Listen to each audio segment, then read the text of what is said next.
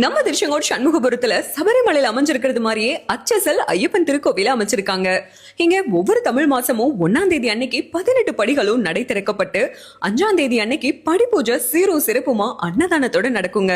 இந்த வருஷம் கார்த்திகை 1ஆம் நாள் அன்னைக்கு காலையில 6 மணிக்கு கணபதி ஹோமம் முடிஞ்சதும் சத்தியமான 18 பொன் படிகளும் நடை திறக்கப்பட்டு கார்த்திகை 5ஆம் நாள் அன்னைக்கு மாலை 6 மணி அளவில் படி பூஜை நடக்க இருக்குங்க.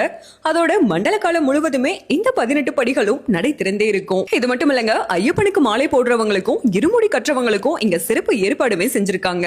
அதோட மாலை போட்டிருக்க ஐயப்பன் பக்தர்கள் எல்லாருமே இந்த 18 படி வழியாகவே ஏறி தினமும் ஐயப்பனை தரிசனம் பண்ணிக்கலாம். இன்னும் கூடுதலா இந்த வருஷம் வெளியூர்ல இருந்து வர ஐயப்பன் பக்தர்களுக்காகவே தங்கறதுக்கு தேவையான ஓய்வெடுக்கும் மடம், குளியலறை, பாத்ரூம் வசதிகளும் ஏற்பாடு பண்ணிருக்காங்க. படிப்பூஜைக்கு கட்டளை கொடுக்க விருப்பம் இருக்க கட்டளைதாரர்கள் ஸ்கிரீன்ல தெரிய நம்பரை கான்டாக்ட் பண்ணி சேர்ந்துக்கலாம். படிப்பூஜை முடிஞ்சதுமே ஐயப்பனோட பிரசாதப்பை நீங்க எந்த ஊர்ல இருந்தாலும் உங்க வீட்டுக்கே கொரியர் பண்ணிடுவாங்க. இந்த சண்முகபுர சபரிமலை ஐயப்பன் திருக்கோவில் நம்ம திருச்செங்கோட்டு கோழிக்கல்நத்தம் மெயின் ரோட்ல சிங்கோடம்பாளையம் பஸ் ஸ்டாப்ல இருந்து மேற்கு திசையில வெறும் 1 கிலோமீட்டர் தூரத்துல சண்முகபுரத்துல அமைஞ்சிருக்குங்க.